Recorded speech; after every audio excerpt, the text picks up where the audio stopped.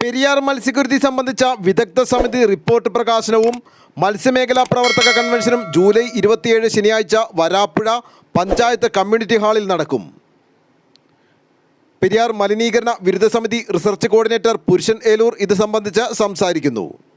2024 May 20 പെരിയാറിൽ നടന്ന അതിഭീകരമായ മത്സ്യക്കുരുതി സംബന്ധിച്ച് പെരിയാർ മലിനീകരണ വിരുദ്ധ സമിതിയും മത്സ്യത്തൊഴിലാളി സംഘടനകളും നിയോഗിച്ച ഡോക്ടർ മധുസൂദനക്കുറുപ്പിൻ്റെ നേതൃത്വത്തിലുള്ള പഠന സംഘം തയ്യാറാക്കിയ വിദഗ്ധ സമിതി റിപ്പോർട്ട് നാളെ പ്രകാശനം ചെയ്യുകയാണ്. പെരിയാറിൽ സർവനാശം വിതച്ച മത്സ്യക്കുരുതിക്ക് കാരണമായിട്ട് സർക്കാർ ഭാഷ്യമായി പറഞ്ഞത് ജൈവമാലിന്യങ്ങൾ കെട്ടിക്കിടന്ന് ഓക്സിജൻ ഇല്ലാതായ മത്സ്യങ്ങൾ ചത്തതെന്നാണ്.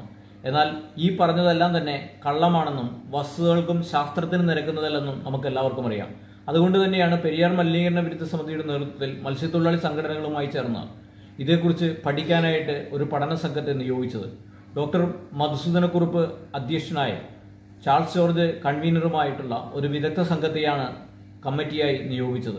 വിദഗ്ധ സമിതി റിപ്പോർട്ടിൽ മത്സ്യക്കുരുതിക്ക് കാരണമായിട്ട് പറയുന്നത് വ്യവസായ മലിനീകരണം തന്നെയാണെന്നാണ്.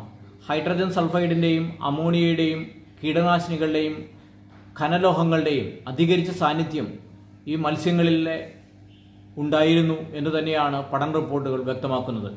കൂടാതെ മത്സ്യക്കുരുതിക്ക് മറ്റൊരു കാരണമായിട്ട് പറയുന്നത് ഓക്സിജൻ്റെ കുറവ് തന്നെയാണ്. ഓക്സിജൻ കുറയാനുള്ള കാരണം മലിനീകരണ നിയന്ത്രണ ബോർഡ് പറയുന്നത് പോലെ ജൈവമാലിന്യങ്ങളുടെ കെട്ടിക്കിടക്കൽ കൊണ്ട് ഉണ്ടായതല്ലെന്നും മറിച്ച് വ്യവസായ മലിനീകരണം കൊണ്ടുണ്ടാകുന്നതാണെന്നും ഈ റിപ്പോർട്ടിൽ വ്യക്തമാക്കുന്നുണ്ട്.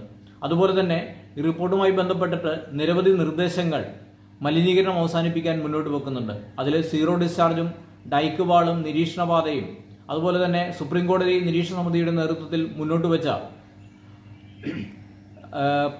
പ്രാദേശിക പരിസ്ഥിതി കമ്മിറ്റിയുടെ മാതൃകയിലുള്ള മോണിറ്ററിംഗ് കമ്മിറ്റിയും മത്സ്യത്തൊഴിലാളികൾക്ക് 45 കോടി രൂപയോളം ധനസഹായവും നഷ്ടപരിഹാരവും നൽകണമെന്നാണ് റിപ്പോർട്ട് പറയുന്നത്. ഈ കമ്മിറ്റിയുടെ പഠന report July 27 Varapuzha panchayat community ഹാളിൽ വെച്ച് പ്രകാശനം ചെയ്യുകയാണ്. ഈ പ്രകാശന ചടങ്ങിലേക്ക് മുഴുവൻ ആളുകളും പങ്കെടുക്കണമെന്ന് അപേക്ഷിക്കുന്നു. News desk Eloor.